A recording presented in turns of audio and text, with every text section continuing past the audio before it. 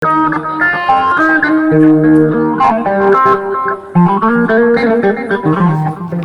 teddinde on ha vraiment ganduɗon on teddinama yo waɗi minen noon jeese labɗe ɗe e accueil o yoni kala ko jiiɗani waɗa yimɓe ne ñamma Allah ɗum ko hawna symbolique tan kono noon jeese labɗe ɗe e ɓerɗe labɗe pour yinde siko Allah nde ɗum ardi foof e wande ko noon jimmi widama ko minen nomin potiri min gardema ha laaɓi min gardema ko famille min jaɓorima ko kay amen jeeɗa ko enɗam ken gotum e kala ko min jogui min kawanaki ewa ɗum noon teddugal ma e wuuro ngo e commune o e bande en e kadi ɗum ɗo fof kadi yo Abdoulaye andu hamin jettir ɗum Allah par ce que hunde fof ko sababu makko addi min andudema an anne kadi moƴƴinɗa ha ndiwnuɗa ɗon minenne min donoma yalla jun balɗe ya ɓooy kadi jokkude en ndeka noon commune o fof nani ko ɓesgu ma kadi ko famille ma hamin belte dow garal ɗum ɗon woni koɗum moƴƴi yimɓe joni noon min woppa konngol sukaɓe e waɗi ko kalmo ceerno weltare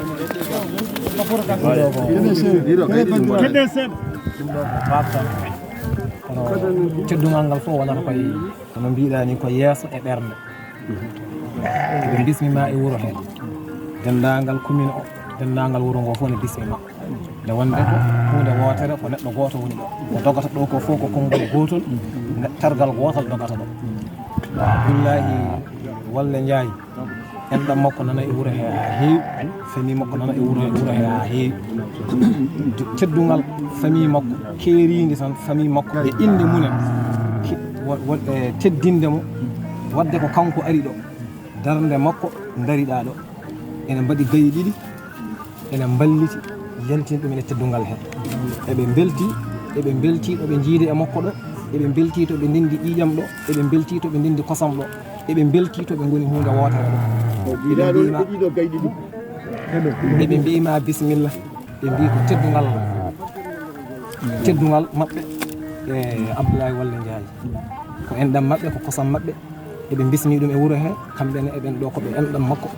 bisimilla ma eɓe jiiɗi ɗum kadi eɓe jiiɗi gandanaɓe ɗum ganda ɗum tina ɗum ko weltare amen ne mawni no feewi no feewi e wonno weltare ene fota ene anna neɗɗo wawa yaltinde ɗo fodde ko welti ko saabu onon kam no Allah walli on ni onon waali e ko takki waali to banggue wawde jaɓɓade mi anda hol jangguino ɗum kono no ɗigguinirɗon ɗum ni eno ndewnirɗon ɗum lawol ni eno bettoriɗen hon ni no bellitorɗon hen ni ɗum ene satti to yiyete ngal o teddugal noon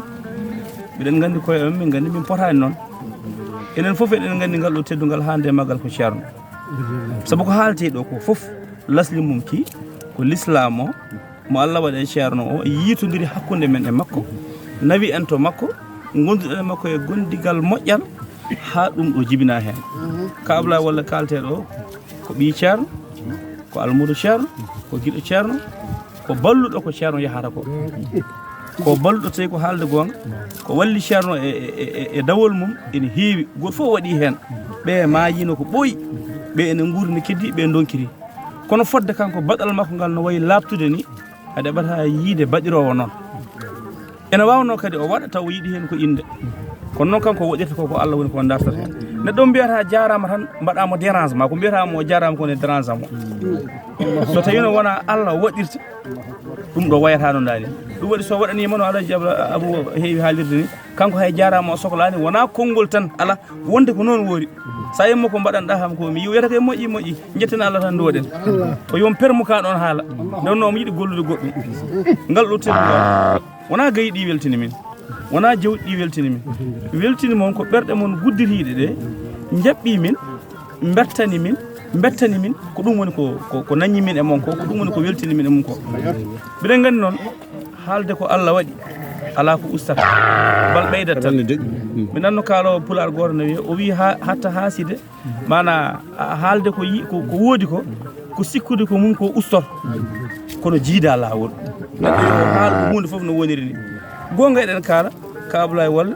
ɗon ne ko sababu mawɗo saabu so wonano kanko ɗum ɗo wayata kono noon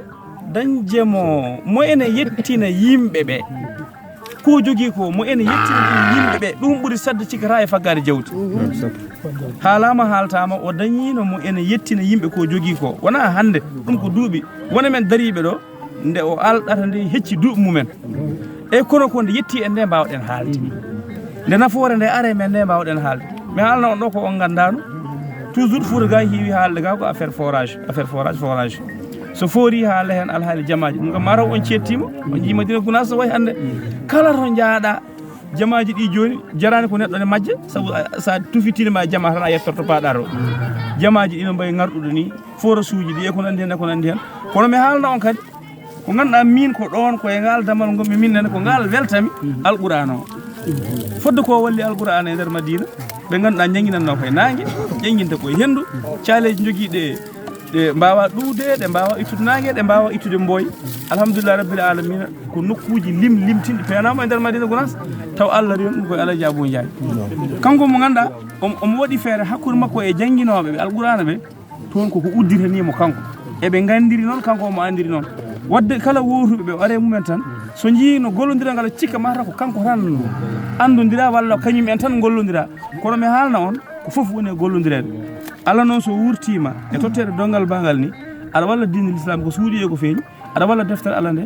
ko duwonteɗa ɗon ko mataw ko duwotoɗo o kañumne ha ɓeydo hen tan neɗɗo wonko mo haala ko kanko tan ɓeydoto hen wona mo wiyanta o ɗum noon min kalna on min jingal ɗo teddugal